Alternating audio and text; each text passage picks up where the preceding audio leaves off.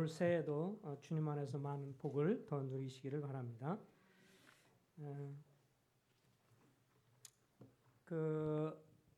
여러분들이 결혼을 하실 때 어려움이 없으셨는지 모르겠습니다. 원만하게 잘 됐는지 어땠는지. 저는 개인적으로 결혼할 때 좀 어려움이 있었습니다. 다른 게 아니고 그때 당시에는 제가 대학부를 담당하고 책임자로 섬기고 있었는데 제가 도왔던 자매들이 저를 찾아와서 하나같이 뭐 다는 아니었는데 몇몇 사람들이 형제님의 지금 제 아내와 결혼하는 일에 대해서 얘기를 하니까 그거는 그 육신적인 결정입니다. 그러면서 저를 향해서 막 반발을 심하게 했습니다. 왜 그랬는지 잘 모르겠어요. 도대체 그 자매들이 저를 향해서 그러면서 그때 당시 이제 대학부를 이렇게 이끌어가면서 키 리더로 몇 명을 제가 집중적으로 도왔고 양육하고 또 그들이 또 말씀 전하는 또 그렇게 사역을 했는데 그 중에 이제 제 아내가 이제 인도자 중에 하나였고 또 다른 인도자급 자매들이 저한테 와서 막 항의를 하면서 왜 그렇게 그 자매와 선택을 했느냐고. 막 그냥 저를 향해서 반대를 되게 심하게 하고 막 따지고 막 그러는 거예요. 그리고 세월이 지난 후에 그 친구들은 뭐 일반 교파로 나간 친구들이 대부분이고 또 불신 결혼도 하고 그래서 저보고 잘못된 결혼을 했다고 말을 한 사람들의 말이 틀려서 감사가 되어집니다. 시기 질투가 있었던 것 같아요. 어쨌든 상당히 저를 비판을 해서 그때 이제 교회 장로한테 제가 전화를 걸어서 자매들이 저한테 굉장히 반대를 하고 비판하는데 어떻게 하면 좋겠어요? 그랬더니 저보고 고린도전서 4장을 읽어봐라. 오늘 우리 고린도전서 4장을 살펴보도록 하겠습니다. 4장 1절부터 5절. 그래서 이 말씀을 그때 읽으면서 저에게 큰 위로가 되고 지침이 되면서 제가 주님을 섬겨가는 데 있어서 새로운 그런 마음의 다짐과 위로를 받은 말씀이기도 합니다. 우리 고린도전서 4장 1절부터 5절을 교독을 좀 하도록 하겠습니다. 형제님들이 자매님들이 교독을 하겠습니다. 형제님들이 먼저 읽습니다. 시작. 사람이 마땅히 우리를 그리스도의 일꾼이요 하나님의 비밀을 많은 자로 여길지어다.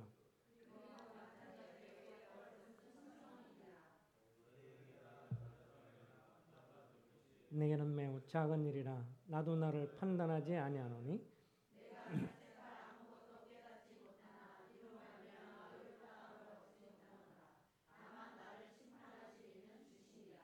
그러므로 때가 이르기는 곧 주께서 오시기까지 아무것도 판단하지 말라. 그가 어둠에 감추인 것들을 드러내고 마음의 뜻을 나타내시리니 그때 각 사람에게 하나님으로부터 칭찬이 있으리라.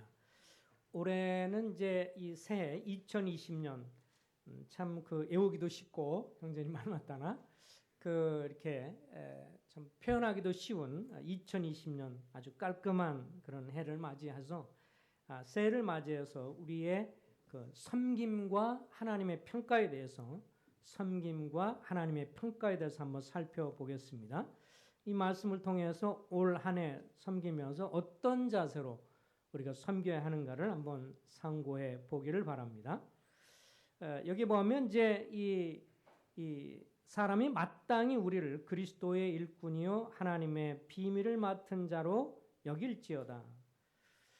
여기서 일꾼이라고 사도 바울은 표현을 했는데 또 다른 표현을 보면 일꾼이나 혹은 종 같은 말입니다. 그리스도의 일꾼 혹은 종 그러면서 그리고 맡은 자들에게 구할 것은 충성이라고 말을 했습니다. 그래서 그리스도의 일꾼 종은 교회 인도자들을 포함해서 모든 성도를 가리킵니다. 왜냐하면 이제 우리 모든 구원받은 성도들은 세상 사람을 향해서는 복음의 증인으로서 부름을 받았고 또 지역교회 안에서 주님을 섬기는 성도를 섬기고 사람을 섬기면서 구도자를 섬기면서 이 주님을 섬기도록 종으로 혹은 일꾼으로 부르심을 받았기 때문에 이 구절은 사도 바울과 그 일꾼들뿐만 아니라 모든 주님을 섬기는 성도들에게도 적용이 되는 말씀입니다.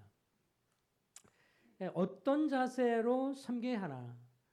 우리가 새해를 맞이하면서 어떤 자세로 섬겨야 하나 이것을 생각을 해 보도록 하겠는데요. 첫 번째는 위임받은 자로서 주님께 충성하자라고 하는 것이 첫 번째 말씀입니다.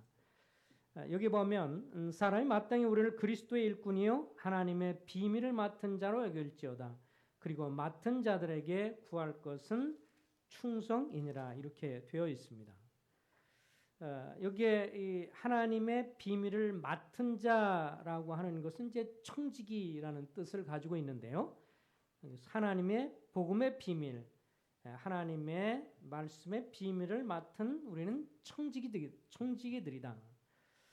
나의 것이 아니라 하나님의 것을 관리하고 보관하고 그것을 잘 관리해서 사용하는 청지기다라는 말인데요. 원래 이 맡은 자라는 말의 본래 의미는 원래 헬라어에서 이제 원어적인 의미로 맡은 자 이것은 어떤 것을 내포하고 있냐면 배 밑에서 노를 젓는 사람을 지칭하는 말이었습니다. 그러니까 오늘날처럼 동력서 예를 들면 터빈이라든지 전기라든지 뭐 이런 디젤을 통해서 하는 동력선들 그런 여객선이나 뭐 이런 군함들을 말하는 것이 아니라 먼 옛날이니까 범선이죠. 다시 말하면 돛을 달아서 바람의 방향이라든지 혹은 밑에 노를 져서 많은 사람이 노를 저어서 다니던 그런 배를 범선에서 지하층에서 노를 젓는 사람들을 일컫는 말이 맡은 자다라는 의미를 가지고 있습니다. 생각해 보세요. 배를 이렇게 운영해 가면 선장이 있죠. 선장이 이제 앞으로 어떻게 갈 것을 이렇게 방향을 제시하고 그리고 그것에 따라서 항로를 생각을 하면서 가게 되는데 당시에 범선에서 이제 지하층에서 노를 젓는 사람들은 선장이 알고 있는 모든 그 항로 그것을 다 완전히 알고 있는 것은 아닐 수 있습니다. 다만 이 밑에서 이 지하층에서 노를 젓는 사람들은 그 어딜 갈 거라는 목적지를 듣고는 그것 따라서 자기가 맡은 임무에 따라서 충성스럽게 노를 저으면 되는 것이었습니다. 이것은 오늘날 우리에게도 아주 잘 그 묘사를 해주고 있죠. 우리의 상태를 주님이 지역교회의 머리가 되시고 또 한 지역교회를 배로 생각을 해보면 한 성도님들이 한 몸이 돼서 이렇게 천성을 향해서 이 항로를 가면서 주님은 선장으로서 우리를 이끌어 가게 됩니다. 그러면서 우리는 서로 이 각자 주님이 주시는 그런 임무를 따라서 봉사를 하면서 이 아버지 하나님을 향해서 그 뜻을 묻고 주님이 원하시는 바를 잘 물어가면서 그 뜻을 받들어 섬기는 것이 우리 각자들의 자세인 것을 보게 되어집니다. 그래서 내 마음대로 막 항해를 하는 것이 아니라 원래 선장이 원하는 방향으로 나가는 것이죠. 하나님의 말씀을 통해서 하나님의 말씀이 가르치는 방향으로 이 말씀을 따라서 우리가 가르침을 받고 인도함을 받을 때 그것을 따라서 함께 협력하면서 하나님의 뜻을 따라서 나아가는 사람들이 바로 노를 젓는 사람들이고 그것이 바로 청직이다, 맡은 사람이다 이렇게 말을 할 수가 있습니다. 그래서 이 충성이라고 하는 것은 뭐 우리가 수도 없이 많이 들었던 말이고 맡은 사람들에게 구할 것은 우리가 주님 앞에서 각 주님을 섬겨가면서 봉사의 일을 맡게 된 성도님들이 요구되는 가장 중요한 것이 충성이라고 말을 했습니다. 어쨌든 탁월하게 일을 잘하느냐 그리고 굉장히 똑똑하고 탁월하냐라고 하는 것을 성경은 묻지 않아요. 다만 우리가 충성스러우냐라고 하는 것을 묻습니다. 너무 뭐 탁월하거나 혹은 뭐 처지거나 이걸 갖고 탓하지는 않으시지만 우리 인생 가운데 충성스러우냐 그렇지 못하냐는 주님이 평가를 하실 수 있습니다. 그래서 이 충성이라는 것이 얼마나 놀라운 의미를 갖고 있는지 잠언 26장 13절에서 이렇게 잠언 기자는 말을 했습니다. 충성스러운 사자는 그를 보낸 이에게 마치 추수하는 날의 얼음 냉수 같아서 능히 그 주인의 마음을 시원하게 하느니라. 이 사자, 메신저로서 종으로서 일을 감당하는데 주인에게 있어서 이 충성스럽게 자기의 임무를 알아서 끝까지 충성스럽게 감당하는 사람은 한여름에 여름에 땀 흘리는 날에 얼음 냉수와 같이 시원해서 그 주인의 마음을 시원하게 해준다, 이렇게 묘사를 하고 있습니다. 우리가 이 땅에서 주님을 섬겨가면서 우리 모두가 그리스도를 믿고 나서 신앙의 여정에 순례길에 출발을 했습니다. 그러면서 우리가 출발은 많이 하지만 끝까지 잘 가는 것이 굉장히 중요한 것이죠. 시작은 많이 하지만 그러나 끝까지 잘 가는 것이 중요합니다. 그것은 충성스러울 태도를 취할 때 가능한 것을 볼 수가 있습니다. 이 충성을 생각하면 그 누구보다도 예수 그리스도를 먼저 생각해 볼 수 있습니다. 주님은 장차 받게 될 최종적인 기쁨과 영광을 생각하면서 고난의 길을 충성스럽게 가셨다고 성경은 말씀을 해주고 있습니다.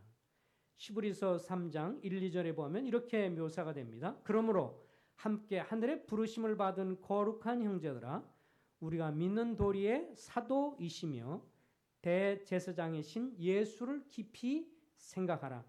그는 자기를 세우신 이에게 신실하기를, 또 다른 말로 하면 충성하기를 모세가 하나님의 온 집에 한 것과 같이 하였으니, 주님이 이 땅에 계시는 동안에 33년이라는 짧은 세월을 사셨지만 그분의 생애를 이렇게 요약하는 가장 그 중심적인 단어가 뭐냐면 충성이었습니다. 그래서 그 충성의 신뢰로 모세를 비교하면서, 모세가 우리가 구약성경 특별히 수요일날 우리가 구약에 지금 민수기서를 같이 공부를 하고 있는데요. 민수기서에도 또 신명기서에서도 출애굽에서도 이 출애굽기에서도 얼마나 충성스럽게 주님 앞에 충성한 그런 종이었는가 하는 것을 잘 알게 되는데, 주님을 묘사하면서 그 짧은 생애지만 모세가 이 땅에서 하나님의 집에서 충성한 것 이상으로 예수 그리스도는 성부 하나님 앞에서 신실했다, 충성스러웠다, 이렇게 묘사를 해주고 있습니다. 뭐 성도님들이 다 그러겠지만 여러분과 내가 이 다음에 죽었을 때 이제 주님 앞에 평가를 서게 되죠. 그래서 죽어서 주님을 만나든지 아니면 주님이 재림해서 만나든지 우리는 다 세월이 지난 다음에 그리스도의 심판대 앞에 서게 됩니다. 이 베마 심판대 앞에 서게 되죠. 그 주님의 심판대 앞에 모두가 서서 받을 말 중에서 가장 기대가 되는 말은 무엇이에요? 어떤 말을 들을 때 가장 격려가 되고 힘이 되겠습니까? 잘했다. 충성된 종아. 착하고 충성된 종아. 그렇죠? 마태복음 25장 달란트 비유에 나오는 말인데, 착하고 충성된 종이라고 하는 말보다 더 이 땅에 우리의 섬김과 봉사, 또 우리의 삶에 대한 평가에 있어서 그보다 더 좋은 칭찬의 말은 없을 거라고 생각을 합니다. 착하고 충성된 종아. 그래서 우리가 주님을 섬경하면서 지역교회에서 주님이 맡은 자들에게, 우리가 주님이 선장 되셔서 지역교회를 이끌어가는 선장 되신 주님 앞에서 우리 각자가 맡은 일들에 대해서 내가 그것을 작은 일이라고 생각해서 평가절하하지 않고, 이것은 또 너무 큰 일이라고 생각해서 교만하지 아니하고, 주님 앞에서는 큰 일도 작은 일도 없기 때문에 모두가 다 소중한 것이기 때문에 내가 주님 앞에 충성스럽게 그것을 섬겨가는, 그것을 주님이 기대하는 것을 볼 수가 있습니다. 어떤 설교자가 솔로몬과 다윗을 비교를 했어요.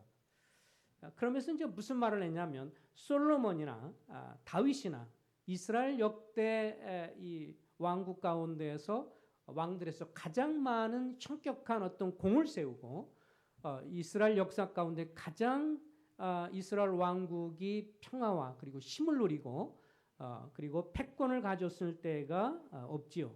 다윗과 솔로몬 당시에 가장 그렇습니다. 그런데 이 둘이 다 칭찬을 들었지만 그 중에서도 다윗과 솔로몬 가운데 가장 주님의 칭찬을 받았던 사람은 누구예요? 다윗인 것을 볼 수 있습니다. 예. 물론 솔로몬이 잘했지만 그래서 그의 지혜는 뭐 말할 것도 없었고요. 그렇지만 그의 말년을 보면 말년에 많은 이 정략 결혼을 하게 되면서 많은 이방인 사람들과 결혼하게 되고 여러 척들을 또 부인들을 두게 되면서 그의 마음이 변심을 해서 결국은 그 마음이 충성스럽지 못했던 것을 보게 됩니다.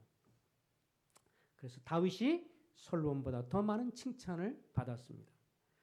그 이유는 다윗이 솔로몬보다 더 지혜가 많고 능력이 많아서가 아니라 다윗이 솔로몬보다 어땠어요? 더 충성스럽기 때문에 주님이 다윗을 더 칭찬하셨던 것을 보게 됩니다.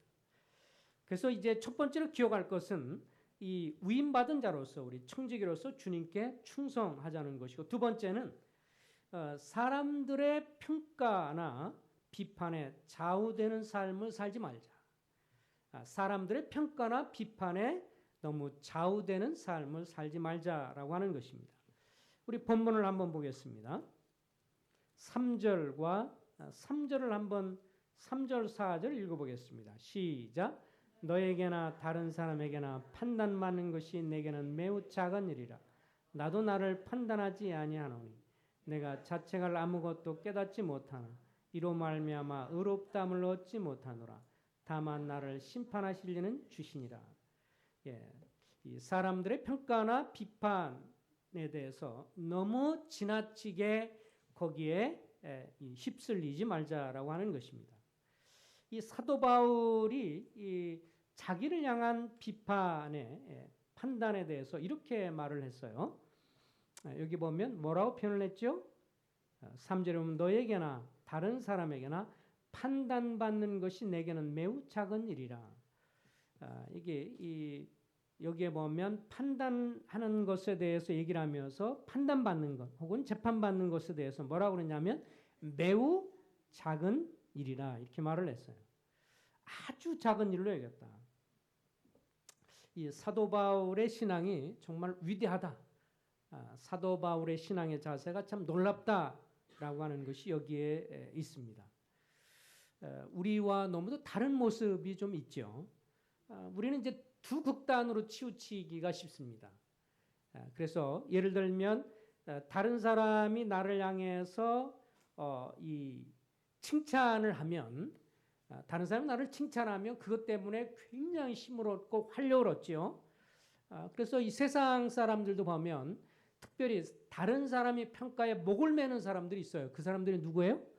연예인들. 세상 연예인들 보면 다른 사람이 자기를 어떻게 평가하느냐에 따라서 아주 목숨을 거는 것 같아요. 왜냐하면 다른 사람 평가에 따라서 인기도에 따라서 자기의 뭐 쉽게 말하면 뭐예요? 연봉이라든지 이런 것이 좌우가 되는 거기 때문에 자기를 많이 알아주고 박수 쳐주면 뭐 그건 뭐 기쁜 거고. 근데 이제 대부분의 경우가 연예인 세계나 이런 사람들이 이 수명이 짧잖아요, 그죠? 지속적으로 가는 게 사실 쉽지 않습니다. 그래서 워낙 또 새로운 사람들이 나오니까 반짝 올라갔다가 그 다음부터 이제 내려가기 시작을 하면 연예인들이 누구보다도 그것을 힘들어한다고 그래요. 우리는 그런 주목을 받아보질 않아서 잘 모르지만 뭐 가는 데마다 사람들이 알아주고 막 그러는데 어느 세월 지난 다음에 자기를 못 알아주면 지나가는데 뭐 나중에 이 고속도로 휴게 섰는데 지나가는데 아무도 자기를 알아보고 와 연예인이다 누구다 뭐 사진 찍자 뭐 이런 말이 없고 그러면 엄청난 상대적으로 이 뭐예요 자존감이 떨어지고 그러면서 굉장히 힘들어한다고 그래요. 그리고 자기에 대해서 무슨 기사가 나는데 거기에 좋지 않은 댓글이 날리고 막 그러면 굉장히 낙심하고 그래서 우리가 잘 아는 대로 많은 연예인들이 자살을 하거나 그런 일을 하게 되는 것이 너무 다른 사람 평가에 너무 예민하게 반응하는 것들이 있죠. 그리고 너무 많은 사람이 박수 쳤을 때 자기가 완전히 대접을 받다가 사람이 알아주지 못하면 상실감을 느끼고 내가 이게 뭔가 하는 그런 느낌을 갖게 되는 이게 이제 사람의 칭찬 받았을 때 너무 좋아하다가 이제 그러지 못하면 낙심하는 이런 모습들을 보게 되어집니다. 그래서 한쪽으로 칭찬받았을 때 또 굉장히 또 너무 의시되다가 그 다음에 이제 극단이 있죠. 다른 사람이 자기를 향해서 무슨 한마디 좋지 않은 말을 하면 그것에 대해서 몹시 기분이 상하고 또 위축당하고 나중에 분노도 하게 되는, 우리는 이렇게 좌측이나 우측으로 치우치기를 좋아합니다. 칭찬받으면 계속 칭찬과 격려받기를 바라고, 그러지 못하면 힘들어하고, 또 비판이나 이것이 받으면 그 때문에 또 막 분노하거나 또 그 때문에 너무 지나치게 위축이 되거나. 근데 사도 바울을 통해서 우리가 배우는 게 있습니다. 3절 다시 보세요. 다 같이 큰 소리 읽겠습니다. 시작. 너에게나 다른 사람에게나 판단만 것이 내게는 매우 작은 일이라.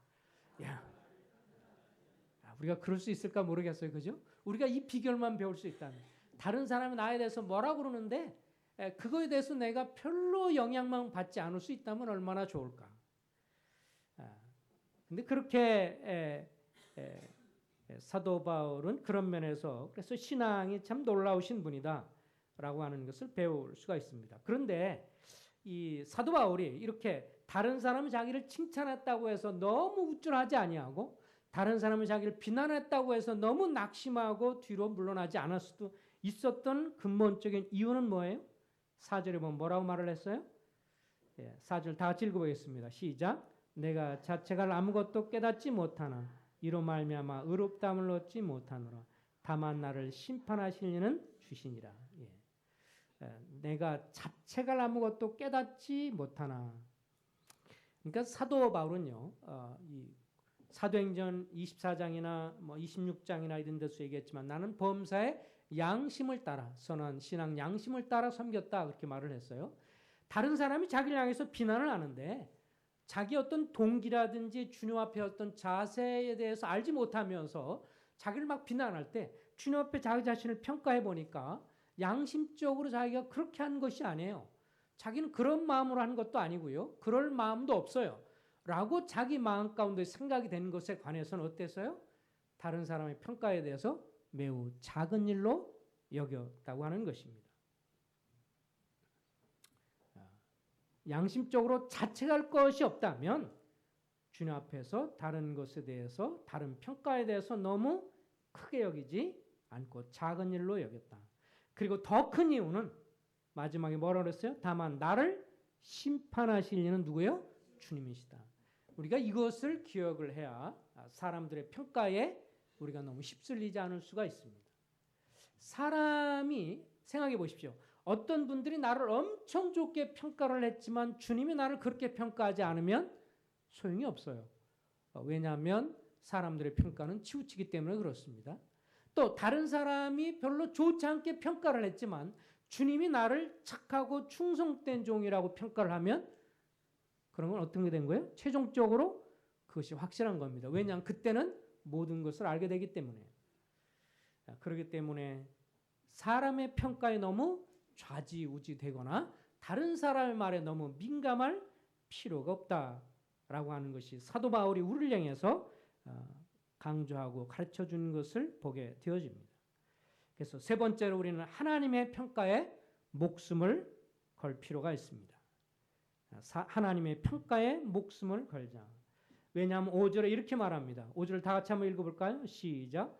그러므로 때가 이르기 전 곧 주께서 오시기까지 아무것도 판단하지 말라. 그가 어둠에 감추인 것들을 드러내고 마음의 뜻을 나타내시리니 그때 각 사람에게 하나님으로부터 칭찬이 있으리라. 하나님의 평가에 목숨을 걸자. 올 한 해를 이런 마음으로 여러분과 내가 살았으면 좋겠습니다. 주님이 재림에서 오실 그날까지 그러므로 때가 이르기 전 곧 주께서 오시기까지 아무것도 판단하지 말라 그랬어요. 이 판단하지 말라는 말이 계속해서 나옵니다. 3절에도 판단받는 것, 그리고 여기에서도 아무것도 판단하지 말라. 이 판단한다는 말은 무슨 말이냐면 재판한다는 말입니다. 재판한다. 그러니까 쉽게 말하면요, 어떤 사람을 향해서 저는 그런 거야 이렇게 단정을 해서 그 사람을 평가를 하는 것에 대해서 말을 하는 것입니다. 어떤 성도를 향해서 누구는 잘못됐어 이러면서 막 비난을 한다. 그것은 뭐라고요? 판단하는 것이고 재판하는 것입니다. 주님은 우리에게 재판하는 것, 판단하는 것을 하지 말아라 이렇게 말을 해주고 있습니다. 이 재판, 판단하고 분별하고는 차이가 납니다. 성경에서는 뭐라고 말했어요? 분별할 것을 얘기합니다. 어떤 성도가 잘못하면요, 그 사람을 향해서 불쌍히 여기고 그를 위해서 기도하면서 나도 조심해야 되겠구나 라고 생각하면서 하나님 앞에 자기 자신을 살피는 것은 분별하는 것이고, 나는 저렇게 되지 않아야 되겠다 라고 반면교사로 자기 자신을 살피면서 지혜롭게 선택하려고 하는 것은 분별하는 것입니다. 그것은 마땅히 성도들이 해야 합니다. 그런데 판단하는 것, 재판하는 것, 또 다른 말로 비난하는 것은 주님이 하지 말라고 했습니다. 우리는 비판하는 것, 재판하는 것을 조심해야 합니다. 마태복음 7장 1절 2절에 이렇게 말을 했어요. 비판을 받지 아니하려거든 혹은 재판을 받지 아니하려거든 비판하지 말라. 너희가 비판하는, 재판하는 그 비판으로 너희가 비판을 받을 것이요. 주님의 이 말씀은 정확합니다. 우리가 어떤 사람을 향해서요, 사정없이, 인정 없이 쉽게 평가하고 재판하잖아요. 세월이 지나면 언젠가 내가 똑같은 재판, 비난을 받게 되었습니다. 그래서 참 무섭습니다.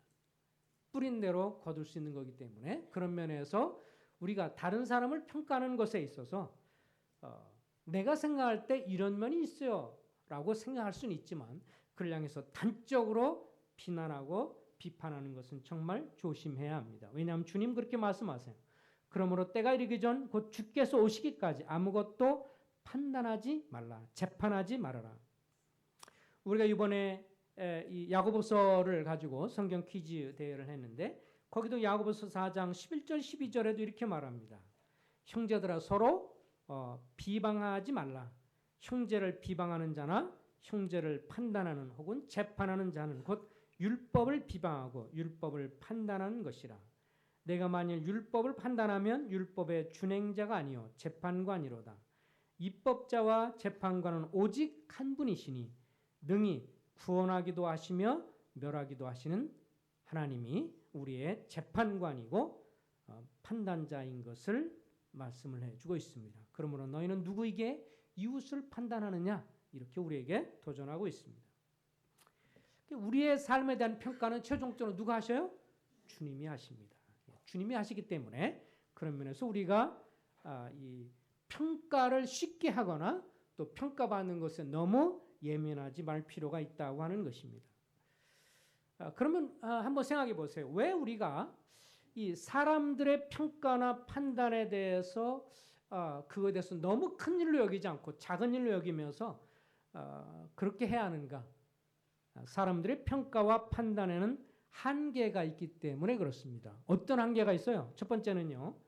우리 사람들은요. 겉으로 드러나는 어떤 행동이나 결과만 보고는 판단을 합니다.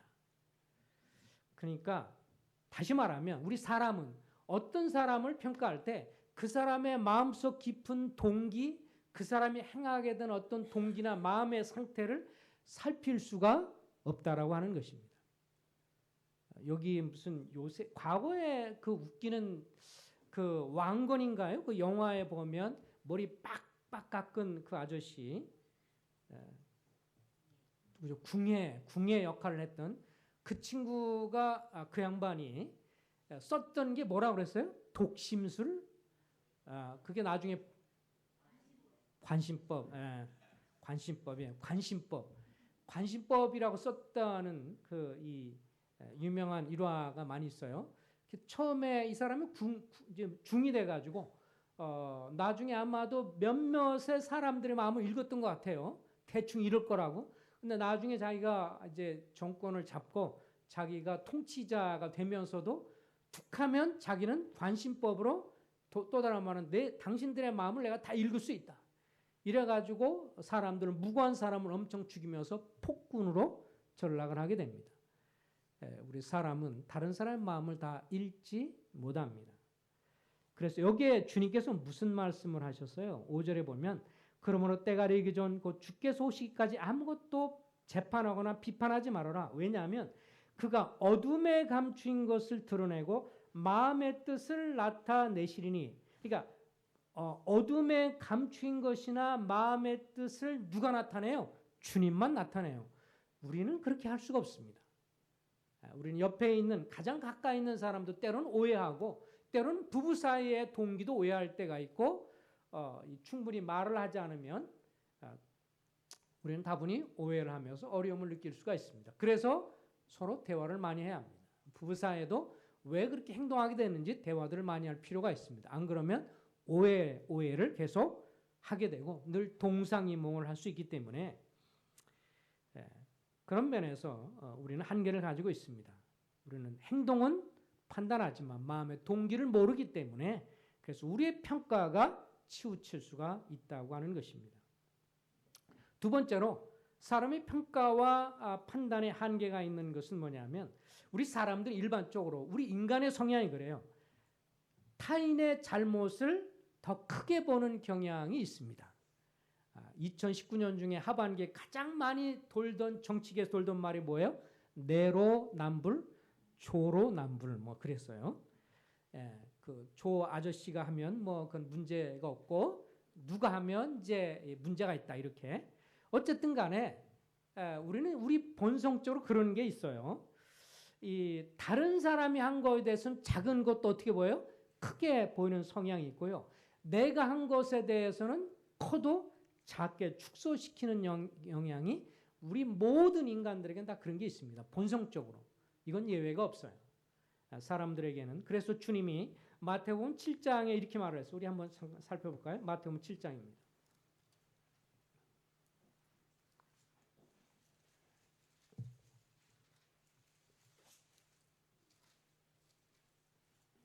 마태복음 7장 3절과 4절을 보겠습니다. 1절, 2절 제가 읽습니다. 비판을 받지 아니하거든 비판하지 말라. 너희가 비판하는 그 비판으로 너희가 비판을 받을 것이요. 너희가 헤아리는 그 헤아림으로 너희가 헤아림을 받을 것이니라. 3절, 4절 다 같이 읽겠습니다. 시작. 어찌하여 형제의 눈 속에 있는 티는 보고 내 눈 속에 있는 들보는 깨닫지 못하느냐. 보라 내 눈 속에 들보가 있는데 어찌하여 형제의 말하기를 나로 내 눈 속에 있는 티를 빼게 하라 하겠느냐. 외식하는 자여 먼저 내 눈 속에 있는 들보를 빼어라. 그 후에야 밝히 보고 형제의 눈 속에서 티를 빼리라.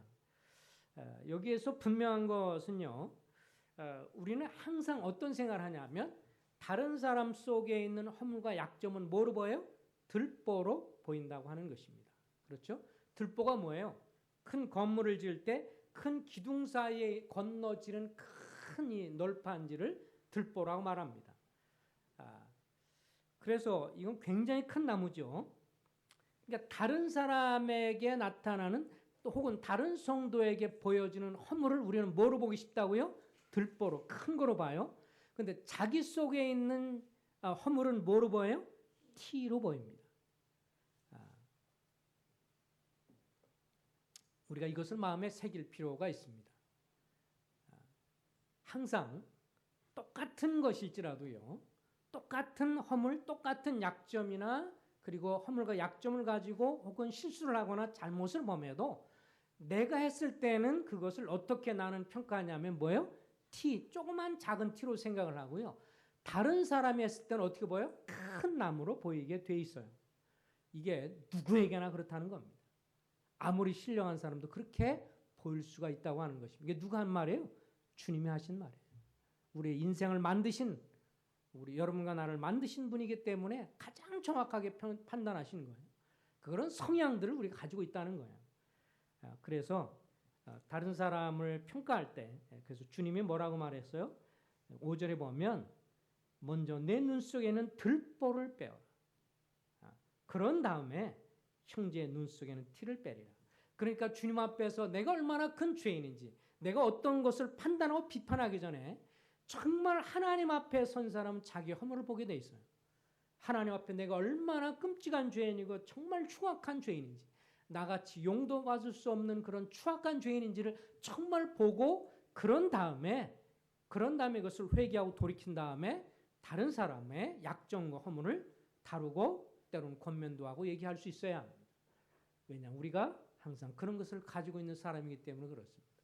그렇지 않고 쉽게 판단한 뭐예요? 우리는 비판의 칼로 다른 사람을 난도질할 수 있습니다. 이것이 무서운 것입니다. 올 한 해 새로 시작을 하면서 주님 앞에 이런 자신을 살피면서 쉽게 판단 혹은 비판하는 것을 조심해야 된다. 세 번째, 사람들이 평가와 판단의 한계는 사람은 하나님처럼 공평하지 못하다고 하는 것입니다. 나는 아무리 공평하다고 생각해도 팔은 자꾸 안으로 굽는 법이기 때문에 우리는 치우친 판단을 하기가 쉽기 때문에 그렇습니다. 실제적으로요, 여러분과 나는 그런 생각 있잖아요. 어떤 사람에 대해서 평가할 때 10개 중에서 7, 8개를 다 잘했어. 그런데 마지막에 2개나 3개가 잘못됐어. 그럼 어떻게 평가해요? 싹 잘못한 것으로 평가를 해버립니다. 그동안 잘한 건 다 잊어버려요. 그리고 마지막 잘못한 것만 갖고 이제 비난을 하게 되어집니다. 그래서 우리는 우리의 평가를 생각해 보면 한쪽으로 치우칩니다. 그렇지만 하나님은 공평하셔서 잘한 것과 못한 것을 공평하게 판단하시죠. 주님은 잘한 것은 잘했다, 못한 것은 못했다라고 생각을 하시고 그렇게 평가를 하십니다. 그런데 우리는 아무리 그동안 잘해왔어도 막판에 뭐 하나 잘못했다? 그럼 잘못했다고 평가를 합니다. 그것은 치우친 것입니다. 주님이 다윗 왕에 대해서도 그렇죠. 밧세바와 우리아 사건 때문에 다윗이 한 것이 얼마나 많아요? 그렇지만 대부분의, 특별히 제가 볼 땐 자매님들이 안 좋아할 거라고 생각합니다. 자매님들한테, 특별히 기혼 자매님들한테 다윗이 좋은 평가를 받을 수 있는 경우는 별로 없어요. 대부분들의 어떻게 또 다른 사람을 그렇게 밧세바를 범하느냐 이런 것들 생각할 때 다들 싫어하는 것을 볼 수 있습니다. 열왕기상 15장 5절에 보면 열왕기상 15장 5절에 이렇게 나와 있습니다. 이는 다윗이 햇사람 우리아의 일 외에는 평생에 여호와 보시기에 정직하게 행하고 자기의 명령하신 모든 일을 어기지 아니하였습니다. 열왕기상 15장 5절 한번 살펴보시기 바랍니다. 열왕기상 15장 5절에 보면 다윗이 햇사람 우리아의 일 외에는 평생에 여호와 보시기에 정직하게 행하고 자기에게 명령하신 모든 일을 어기지 아니하였습니다. 우리 같으면 그동안 다윗이 다 잘했어도 어떻게 밧세바를 취하면서 간음을 저지르고 또 그의 남편을 전쟁터에 보내서 결국은 살인죄를 저질르느냐. 이건 정말 극악무도한 왕이다라고 딱 단죄를 하지만 그러나 하나님은 그 사람은 정직하게 행했고 하나님 앞에서 정직하게 행했고 자기에게 명령한 것을 어기지 않은 그런 주의 마음에 합한 사람이었다. 다만 우리아 햇사람 우리아와 그의 아내 그리고 그를 죽인 살인죄는 잘못됐고 그것은 악한 일이었다. 주님은 공평하게 잘한 것은 잘한 것이고 못한 것은 못한 것이라고 평가를 하시기 때문에 우리의 평가는 감정적으로 치우쳐서 하는 성향이 있기 때문에 그래서 우리의 판단을 조심할 필요가 있습니다. 이제 말씀을 마무리 지으려고 합니다. 우리가 주님을 이제 섬겨하고 이제 2020년을 또 섬겨하면서 자기가 맡은 일을 향해서 지속적으로 충성스럽게 섬겨 가시기를 바라고요. 그러면서 그 일에 있어서 너무 사람들의 평가에 민감하지 않았으면 좋겠다.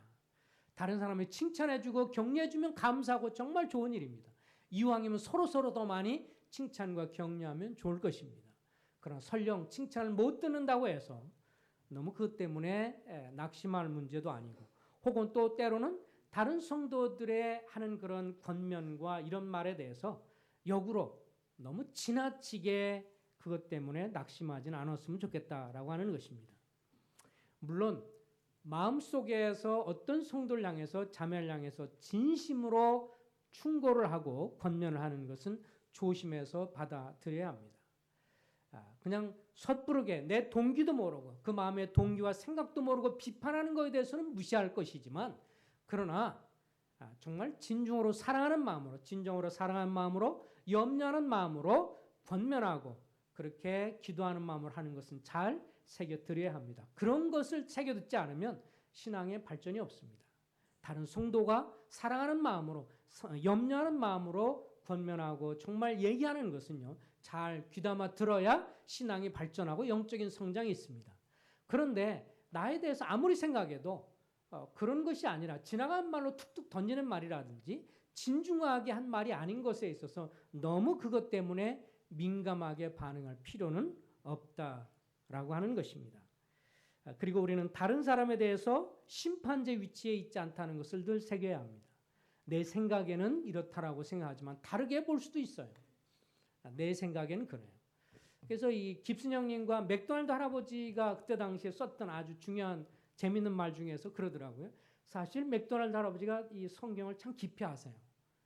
사실 똑똑한 분이었고 그때 당시에 이 벌써 옛날 지금 돌아가셨지만 그때 당시에 하버드 대학에서 경영 석사까지 받을 정도로 아주 똑똑하신 분인데 또 평생을 성경을 연구하신 분이에요.